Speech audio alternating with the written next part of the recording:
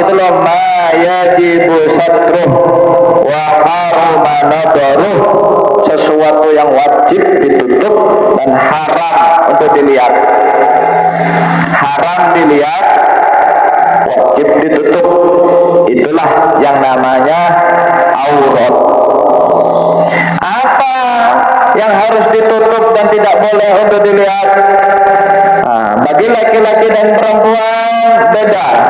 Bagi laki-laki di dalam sholat dan di luar sholat, badan dia wajib ditutup dan tidak boleh dilihat, yaitu ma baina surrah wa rukbah, yaitu wajib ditutup antara pusar dan lutut.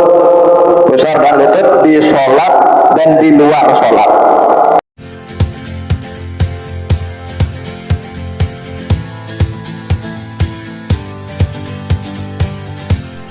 Assalamualaikum warahmatullahi wabarakatuh. Bismillahirrahmanirrahim. Bismillahirrahmanirrahim. La yasuqul khair illallah. Bismillahirrahmanirrahim. La yasrifu su'a illallah. Bismillahirrahmanirrahim. La hawla wa la quwwata illa billah. Alhamdulillah wassalatu wassalamu ala rasulillah Sayyidina wa habibina wa maulana Muhammad bin Abdillah wa ala alihi wa sahbihi wa man walah. Alhamdulillah, puji dan syukur kita haturkan kehadiran Allah. Lisan kita jangan pernah berhenti mengucapkan selalu senantiasa pujian kepada Allah dengan kalimat alhamdulillah.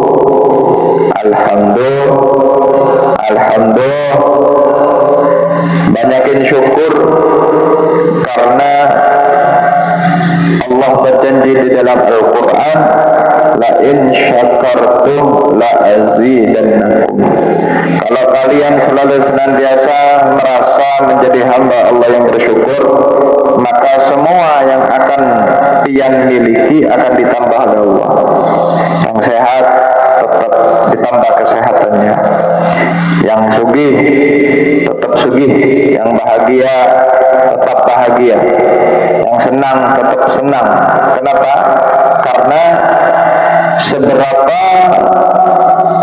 kebahagiaan kita diukur seberapa luas rasa syukur kita.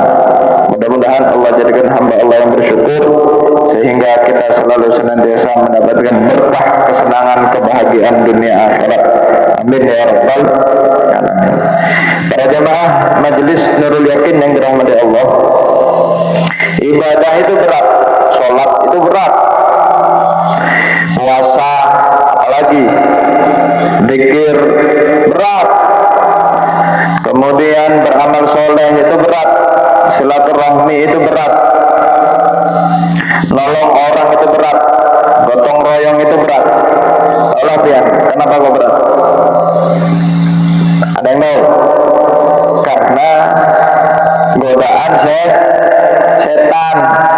Setan kita mau yang menjadi orang baik dan hidupnya penuh dengan kebaikan. Karena Allah katakan di dalam Al-Quran, man amila salihan min dzakarin aw untha fayanahyiyannahu hayatan thayyibah. Barang siapa ada manusia laki-laki dan perempuan, dia beramal soleh, orangnya baik, omongannya baik, hidupnya penuh dengan hidupnya semua selalu senantiasa berbuat baik, maka Allah akan jadikan hidupnya baik-baik saja. Alhamdulillah. Pokoknya insya Allah baik terus pokoknya. Dikala orang mungkin ada bala, ada ujian, mungkin orang ada cobaan, mungkin ada orang ada petaka, insya Allah hidupnya dia baik-baik saja pokoknya. Kenapa? Karena balasan daripada Allah, karena dia semangat menjadi orang yang baik. Tapi namanya kebaikan itu berat. Kenapa berat? Banyak setannya. Ada lagi yang lebih berat daripada melakukan ibadah, lebih berat dari sholat, lebih berat dari zikir, lebih berat dari silaturahmi. Apa? hadir majelis. Ini lebih berat lagi nih. Kenapa? Karena sholat tidak akan pernah bisa sempurna tanpa ilmu. Zikir pian tidak akan bisa sempurna tanpa ilmu.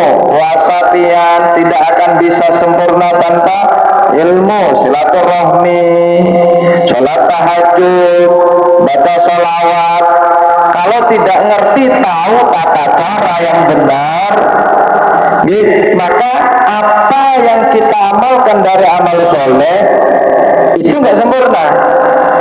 Makanya orang ibadah berat, tapi orang hadir majelis lebih berat lagi. Karena itu coba lihat, mungkin banyak orang pengajian di masjid, di musola dilanggar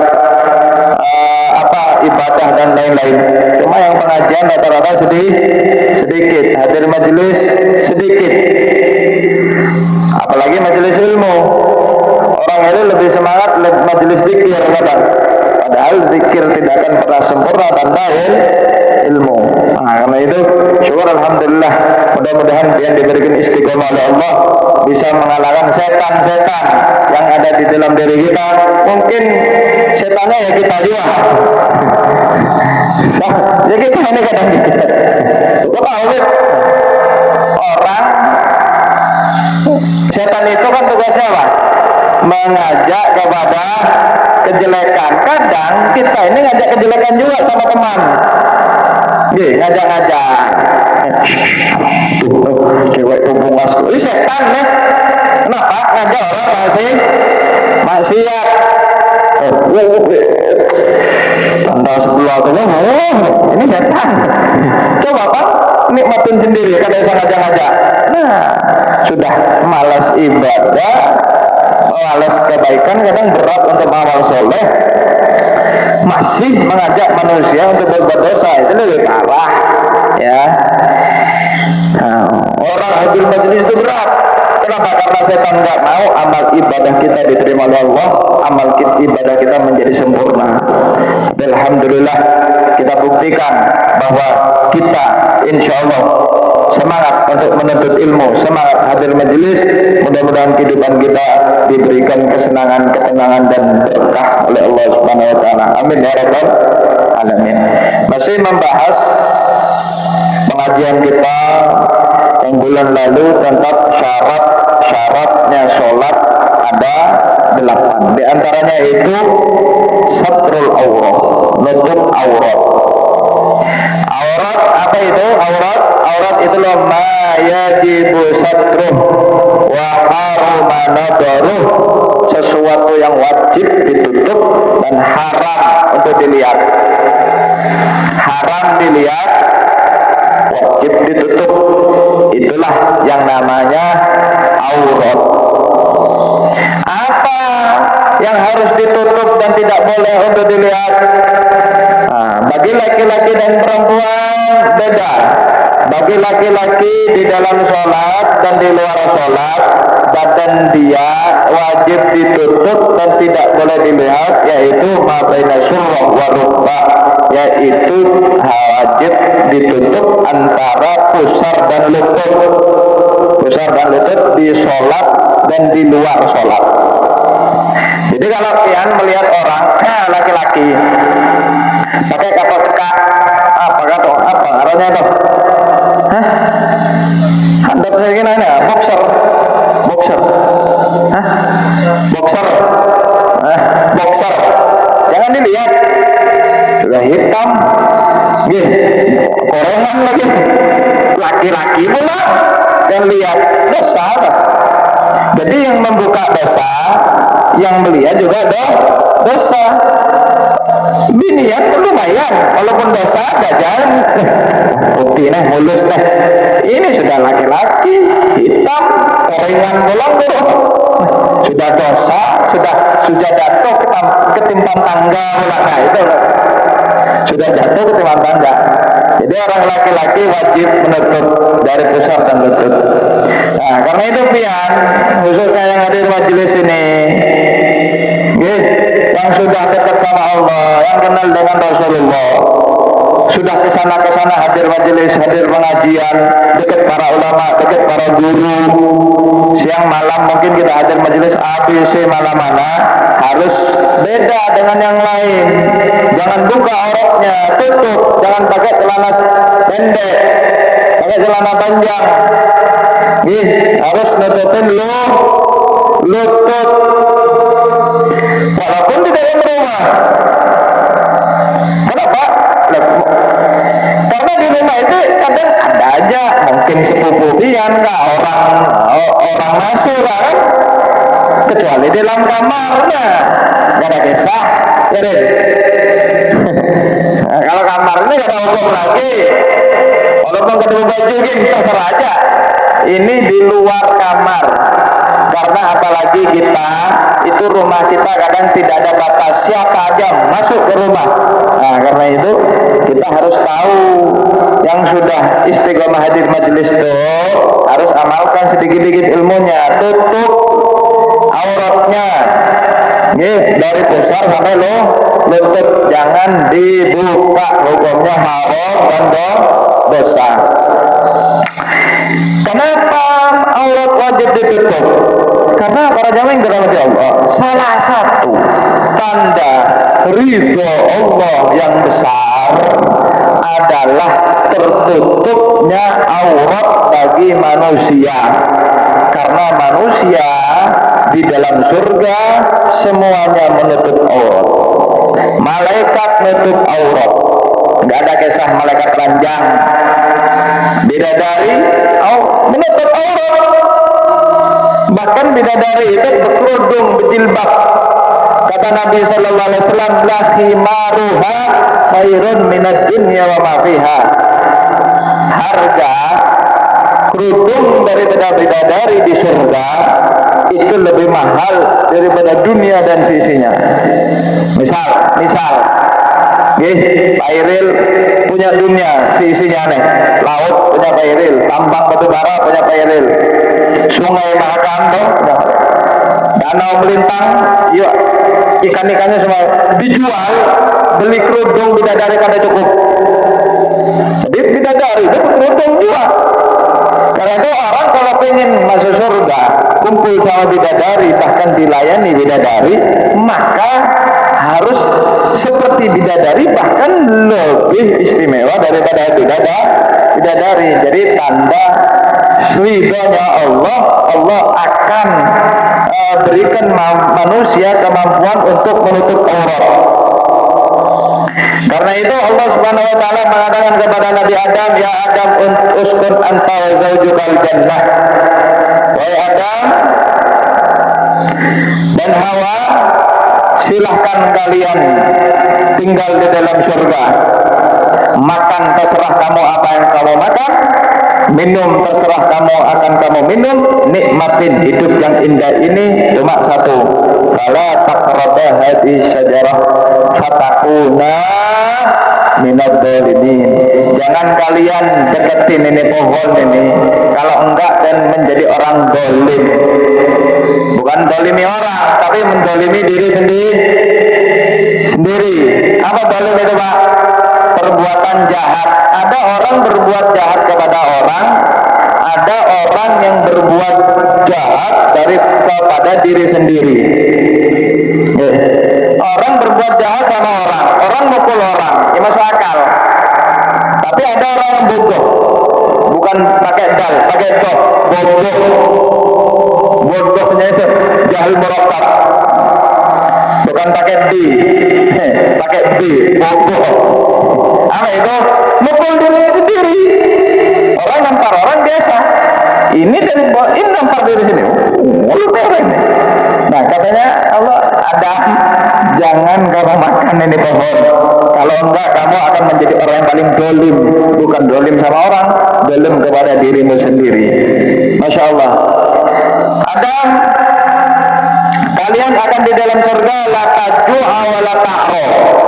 Kalian hidup di surga enggak akan kelaparan selama-lamanya, dan kalian la ta'ro, tidak akan telanjang karena berpakaian mewah, ada mahkota, ada jubah, ada macam-macam dah. Wa annaka latatma'u wa latatha. Hidupnya nyaman bawahnya. Apa ujar Allah? Enggak akan kelaparan, tidak akan telanjang. Jangan kebuka bajunya. Raja-raja zaman dahulu dulu, permaisuri, putri-putri zaman dahulu dulu, itu semua tertutup rapi. Dinasti Kim, dinasti Ho, macam-macam tuh, dinasti Cina-Cina tuh. Itu cadar tuh, ada permaisurinya tuh. Sudah ditandu, kan boleh melihat prajurit, boleh melihat. Kenapa? Putri, permaisuri. Orang Islam, Nabi SAW bawa agama Islam, Allah jadikan semua wanita muslimah adalah permaisuri. Semua wanita muslimah adalah ratu dan bidadari yang jangan sampai auratnya dilihat oleh semua manusia. Insyaallah. Kemudian jangan selesai syaitan. Setan selalu senantiasa tidak pernah putus asa untuk menggoda Nabi Adam dan Siti Hawa. Bagaimana caranya?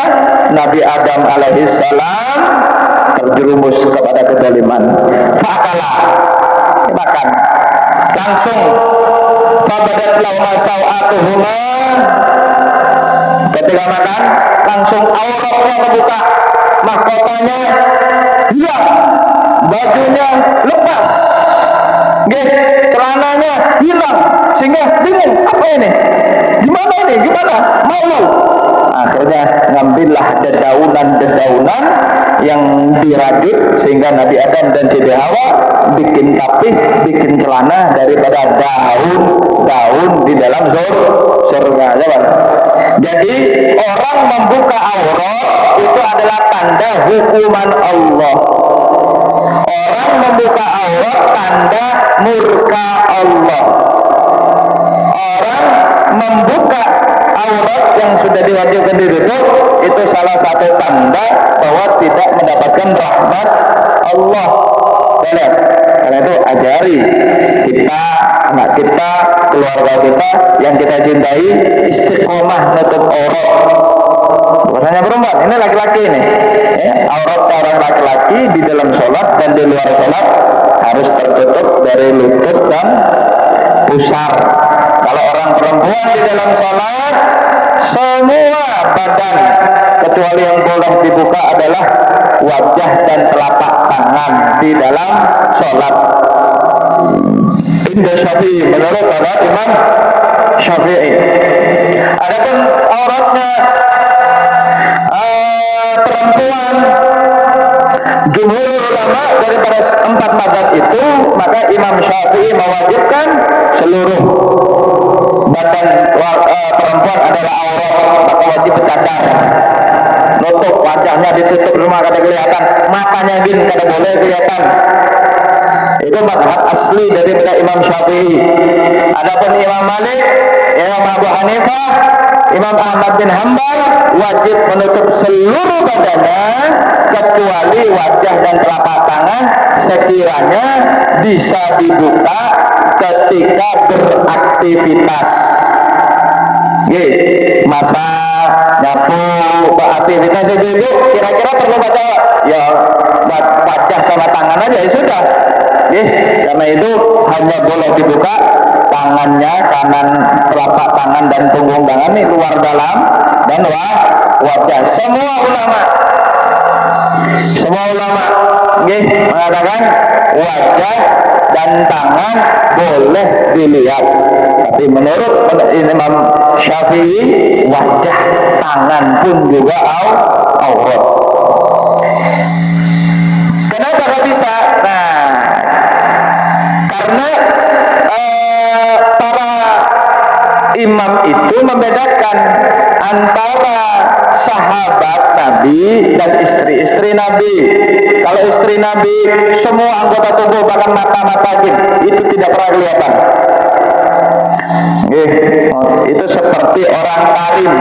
Kalau pengen ke tarim, itu nggak ngeliat orang, mana yang depan, mana yang belakang, itu apa? Hitam semua. Karena matanya ini nggak kelihatan juga. Ini matanya kelihatan. Nah, istri Rasulullah, putri Rasulullah, sahabat-sahabat dengan Rasulullah Sallallahu Alaihi Wasallam, para perempuan-perempuan itu semua yang kelihatan, hitam pekat, kanan kiri depan belakang sama, sama. Ini yang diamalkan oleh para wanita-wanita soleha penghuni surga, khususnya yaitu Siti Fatimah binti Rasulullah Sallallahu Alaihi Wasallam. Suatu saat Sayyidina Ali bin Abi Thalib ketika duduk bersama Nabi, para sahabat itu diberikan teka-teki hadiah. Apa pertanyaannya? Siapakah perempuan yang paling baik? Siapa perempuan yang paling baik? Sahabat Nabi, ada yang bilang A, ada yang bilang B, gak ada yang bisa menjawab. Ketika Sayyidina Ali pulang, gak bisa menjawab juga Sayyidina Ali. Sayyidina Ali lagi mikir, apa ya, siapa ya perempuan yang baik itu, kira-kiranya gimana ya. Maka Siti Fatimah bertanya, wahai Ali, mikir apa? Kok kayak ada yang dipikir? Iya, Nabi ngasih pertanyaan, siapakah perempuan yang terbaik? Gampang itu, kata Siti Fatimah. Emang apa jawabannya? Jawabannya adalah khairan nisa, sebaik-baiknya perempuan adalah orang perempuan yang tidak pernah melihat laki-laki, orang perempuan yang tidak pernah melihat laki-laki, dan orang perempuan yang tidak pernah dilihat laki-laki. Itu kan? Iya. Nah, besok datang Rasulullah, aku tahu. Emang apa jawabannya? Maka saya mengatakan sebaik-baiknya perempuan adalah yang tidak pernah dilihat oleh laki-laki dan tidak pernah melihat laki-laki. Apa tadi? Aku tahu itu jawabannya, pasti Fatimah. Enggak ya Rasulullah. Nah, lihat. Insya Allah hampir nggak ada ya orang kayak itu, perempuan kayak itu hampir nggak ada. Tapi ada. Termasuk yang kita dengar dari kisah-kisah dari murid-murid perempuannya Habib Umar Ubabah Nur, ibunda Habib Umar bin Hafid. Ibunda Habib Umar bin Hafid itu dari gadis sampai meninggal dunia nggak pernah keluar rumah, hidupnya di sajadah sama di dapur, lebih-lebih waktu suami beliau meninggal, ayahanda Habib Umar meninggal itu di sajadah sama di dapur, dapur sampai meninggal, nggak pernah keluar rumah. Siapa yang murah ya? Jadi pantas kalau punya anak Habib Umar bin Hafid, masya Allah. Ini Habib Ali masyhur, masya Allah. Anak ini alim kaya. Berkatnya orang tua yang soleh, maka berkatnya ibu yang solehah, Allah jadikan anaknya orang besar semuanya. Allah SWT. Ya paling tidak kita ini bukan ditarik, kita ini di kota bangun. Nah, paling tidak seorang perempuan jangan sering-sering keluar rumah kecuali hal-hal yang penting-penting saja. Tuh, hadir majelis baru keluar rumah. Silaturahmi baru keluar rumah. Kalau enggak, lebih afdal di dalam rumah. Kenapa? Ngalih ibu-ibu nih. Hanyar duduk sekampung, sudah yang digosipin tuh. Nah, ini yang bikin orang perempuan ngalih jadi wali ini. Giring. Betulan ini, masya Allah. Kenapa? Orang perempuan itu kalau dia solehah lebih afdal daripada 1000 wali. Kenapa? Karena saking dari sulitnya perempuan jadi wali. Ya, hadir acara, hadir kondangan laki bini. Laki-laki ini ada apem, hantam. Ada rawon, makan. Nani suku kuning, hajar. Ada kambing guling, sikat. Tapi kalau perempuan, gini, toleh kanan, toleh kiri, ngaduk soto mana? Nih kok encer, jangan. Ada kan di komen loh. Ini siapa yang mencok kok asam? Ada kan di komen. Ini siapa yang bikin campur? Mereka sudah pasti. Kalau laki-laki kita ada urusan lancar aja, makan aja. Ini nih, makanya itu perempuan soleha, perempuan yang baik itu lebih afdal daripada laki-laki 1000 laki-laki yang baik. Perempuan wali 1 itu lebih afdal daripada 1000 wali 1 laki-laki. Bayangkan 1000 wali laki-laki itu kalah sama 1000 wali perempuan. Nah itu jangan ngeremehkan ibu-ibu itu. Oh ada perempuan wali, ada. Kalau ibu-ibu itu jadi wali, Allah 1000 laki-laki. Allahumma shalli ala Muhammad. Bahkan dikatakan perempuan sahabat, kukunya dia perempuan sahabat itu makomnya lebih afdal daripada ribuan wali kutub. Kukunya aja. Kenapa? Saking dari sulitnya seorang perempuan untuk mengontrol diri. Karena perempuan itu, ibu-ibu khususnya, sibukkan pian dengan ibadah, sibukkan pian dengan ilmu, sibukkan pian dengan zikir. Kenapa? Karena ibu-ibu kalau tidak disibukkan dengan zikir, maka akan disibukkan dengan pikirannya sendiri. Seorang perempuan kalau dia tidak sibuk dengan zikir, maka perempuan akan sibuk dengan pikirannya sendiri. Akan sibuk dengan pikiran sendiri. Kenapa hidup saya? Gimana ya nanti kalau aku meninggal dunia duluan, suamiku kawin lagi ini, kayak gimana? Jadi orang perempuan kalau tidak sibuk berzikir, dia akan sibuk dengan pikirannya sendiri. Mana lah suamiku nih, belum datang. Jangan-jangan mampir di bangku nih. Ada aja. Nah, karena itu ibu-ibu harus sibuk menyibukkan dirinya dengan ibadah, dengan zikir, agar hatinya tenang, pikirannya tenang, hidupnya diberikan senang oleh Allah Subhanahu wa taala. Jadi aurat seorang perempuan di dalam sholat yaitu wajib ditutup kecuali wajah dan tangan. Adapun pakai mukena itu, yang pakai mukena sholat itu cuma tradisi orang Yaman. Yang pakai mukena itu orang Yaman.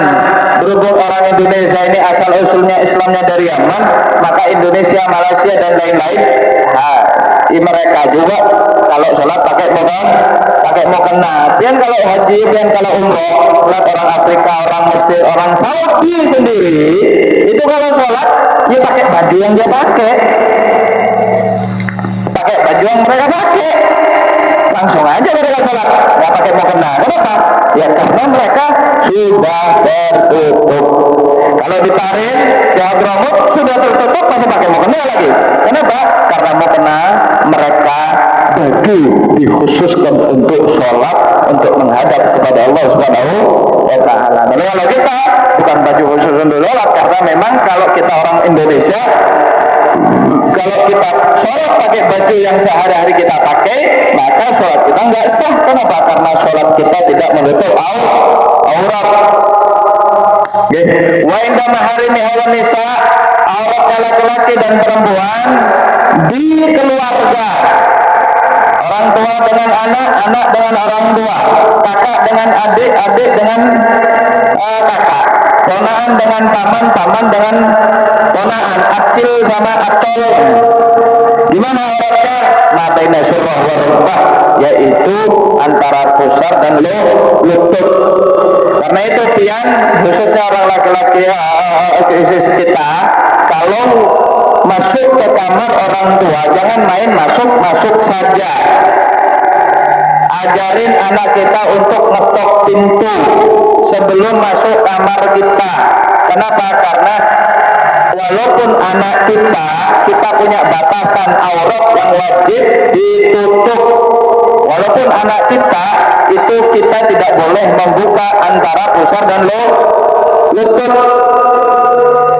Nah, orang Jakarta, orang sugi-sugi itu, walaupun kadang nggak ngerti agama, tapi mereka diajarin tata krama, mereka diajarin adab, masuk ke rumah orang, duduk di rumah orang, bertamu kepada orang, di dalam rumah sendiri, cara makan sendiri. Mereka itu nggak langsung masuk ke kamar-kamarnya gitu aja. Itu kan kamar bapak ulun nih. Walaupun bapak kamar pian, walaupun kamar mama pian, tapi itu adalah kamar tempat privasi. Hanya suami istri yang boleh langsung masuk saja. Itu tempat rahasia, tempat yang sangat intim. Jadi kalau seandainya kita masuk ke kamar, lebih-lebih kamar orang, harus tok. Kalau nggak dibukai jangan tok. Nggak dibuka. Tok ajari. Lebih-lebih kalau punya anak masih kecil kan. Nyaman diajar. Anak ulun sudah besar loh, sudah terbiasa. Setiap masuk kamar berarti kunci saja kamarnya. Kunci saja kamar. Nah, hadirin para jamaah yang dirahmati Allah Subhanahu wa taala, itulah kewajiban kita ketika kita menutup aurat. Nah, hadirin para jamaah yang dirahmati Allah Subhanahu wa taala, itu adalah kewajiban syarat sholat. Sekarang rukun berarti itu di luar sholat, di dalam sholat, sampai selesai sholat. Kalau ini yaitu rukun hanya berlaku ketika pian sholat. Yang pertama itu niat. Orang ketika sholat wajib niat. Kalau untuk sholatnya ini sholat wajib, maka 3 hal yang wajib dia baca: niat sholat, kemudian niat fardu, dan ditakyin apa nama sholatnya. Niat sholat usolli, fardu berarti fardu. Niat sholat apa pian? Zuhur, usolli fardu zuhri. Allahu akbar. Ini wajibnya usolli fardu zuhri. Niat al-qasdu wal fardiyah wa ta'yin. 3 ini yang wajib yang lakukan ketika pian sholat fardu. Adapun sholat sunnah yang wajib cuma 2, al-qasdu wa ta'yin. Niat tujuan berniat mau sholat, dan apa sholat yang pian akan kerjakan. Duha ya berarti usolli duha, Allahu akbar, sah. Usolli qabliyah, Allahu akbar. Usolli ba'diyah, Allahu akbar. Usolli fajar, Allahu akbar, sah. Usolli hajah, sah. Kita lagi ngomongin yang wajib. Adapun sholat yang tidak ada waktu, lagi pusing nih, bingung mau ngerjain mau sholat lah. Nah, maka cukup 1 niat aja, usolli, Allahu akbar, saya niat sholat. Kan usolli itu saya niat sholat artinya. Usolli, Allahu akbar. Usolli, Allahu akbar. Nah, itu sholat. Nah, adapun lengkapnya itu tadi wajibnya. Adapun sunnahnya adalah lengkap. Usolli fardu zuhri. Nah, arba'atin mustaqbil kiblati, adaan. Kalau adaan, kemudian kalau qada ya qadaan. Kalau dia imaman berarti imam. Kalau dia makmuman harus makmum lillahi ta'ala. Ini lengkapnya dan sunnahnya. Adapun kewajibannya cuma 3. Usolli fardhu zuhri aja, usolli fardhu asri, usolli fardhu subhi. Nah, itu sholat yang sah. Usolli qabliyah. Allahu Akbar. Dalam namanya usolli qabliyat ad-duhri rakaatain mustaqbilul qiblati adaan lillahi ta'ala. Allahu Akbar. Nah, nih jalan dirahmati Allah Subhanahu wa taala. Niat adalah rasul ibadah, kepalanya ibadah. Sebab Nabi sallallahu alaihi wasallam bersabda, innamal a'malu binniyat. Manusia itu hidup tergantung niat. Wa innamal likulli imrin ma nawa, dan manusia itu akan Allah berikan tergantung apa yang dia niatkan. Kenapa? Karena an-niyah matiyah. Niat itu adalah kendaraan yang menyampaikan pian kepada tujuan. Niat kerja, kamu niat kerja, apa niatnya? Enggak ada. Sulit untuk sukses. Niat kamu kerjanya apa? Niat saya untuk kaya. Tantangannya banyak, rintangannya banyak, cobaannya sulit. Untuk apa kamu kerja? Untuk cari nafkah, untuk menyenangkan orang tua, untuk sedekah, untuk bantu, untuk beramal jariah. Maka barang siapa yang punya niat yang baik, maka Allah akan bukakan kepada dia pintu bantuan. Allahumma Muhammad, dibantu. Tapi itu susah. Tapi berhubung niat kamu baik, dibantu oleh Allah. Cari kerja susah, tapi berhubung kamu niatnya baik, dibantu oleh Allah. Bisnis itu susah, tapi kalau niatnya baik akan diberikan jalan keluar oleh Allah. Niat kawin buat apa? Ya supaya ada teman aja, makan mie ayam. Gak ada niat, guys. Pengennya cuma senang-senang saja, maka hidupnya akan banyak tantangan, rintangannya, cobaannya, ujiannya. Karena itu niat. Kamu apa untuk nikah? Supaya saya terhindar dari dosa. Supaya aku niat untuk ibadah. Aku niat nikah untuk menjalankan sunnah Rasulullah. Aku niat untuk kalau punya anak, aku pengen anakku dapat ilmu yang barokah, bisa menghafal Al-Quran, anakku bisa ngajar, anakku bisa bakti sama orang tua, anakku bisa sujud kepada Allah, anakku bisa berzikir kepada Allah. Maka rumah tangga kita yang penuh liku-liku itu, rumah tangga kita yang penuh cobaan dan ujian itu akan diberikan jalan keluar dari segala macam permasalahannya oleh Allah. Karena ibadah yang paling lama adalah pernikahan. Sholat cuma 5 menit selesai, haji cuma 40 hari selesai, umroh 12 hari selesai. Tapi kalau nikah berpuluh-puluh tahun. Karena itu kalau manusia di dalam pernikahannya banyak ujian, banyak cobaan, banyak rintangan, maka renungin dulu. Mungkin ada yang kurang, mungkin dulu kurang niat, atau kurang baik niatnya, atau kurang sempurna niatnya. Maka dari sekarang bercobalah untuk memperbaharui niat. Aku niat dulu pada tahun ya Rob. Sekarang saya semenjak hadir majelis udah yakin aku lebih tahu bahwa pentingnya niat.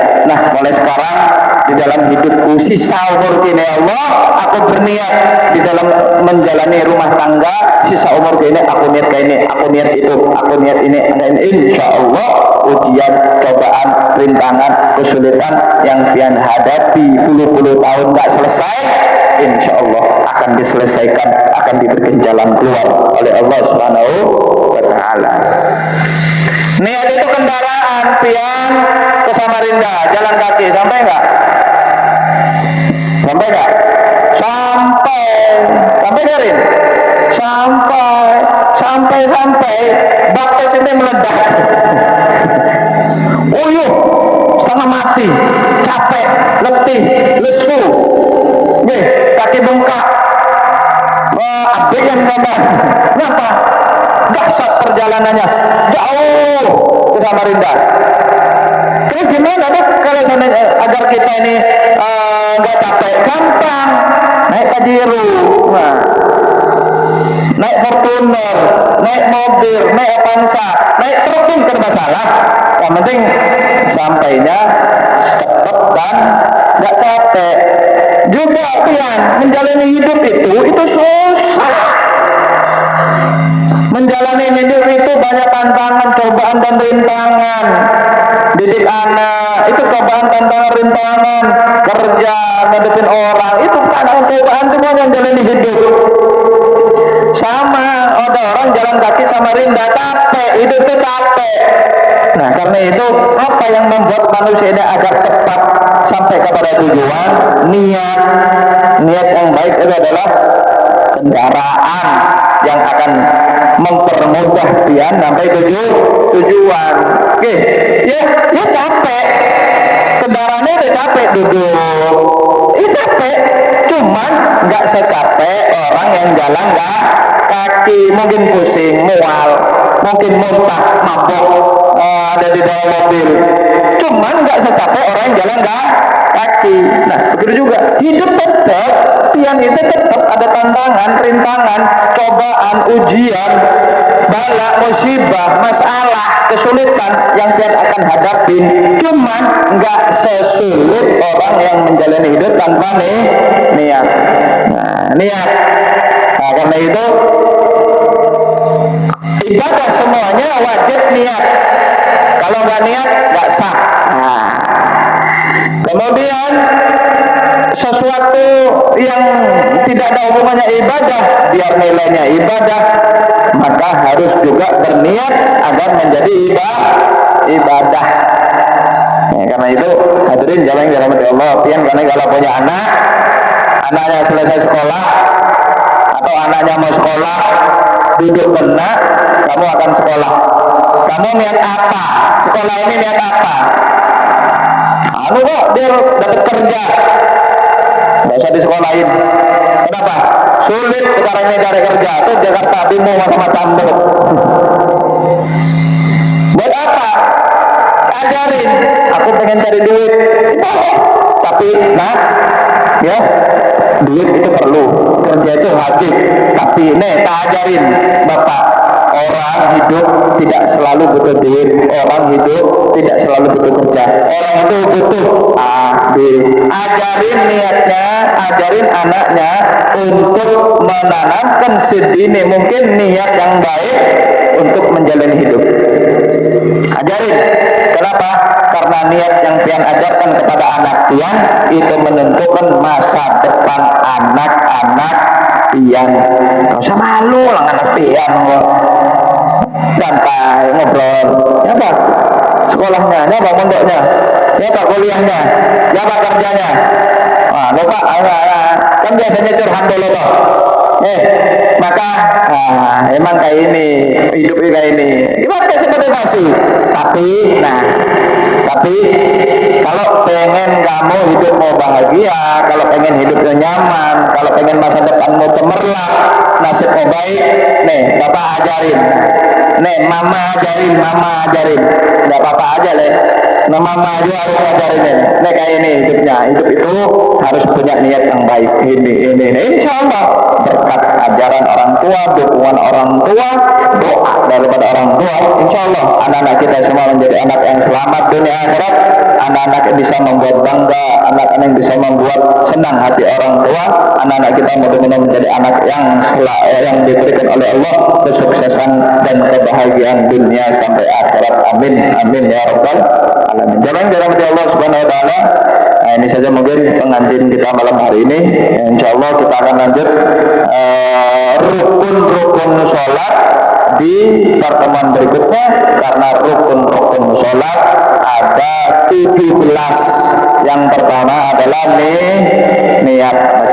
Masih ada 16. Kita akan sambung di pertemuan yang akan datang. Mudah-mudahan panjang umur, sehat semuanya.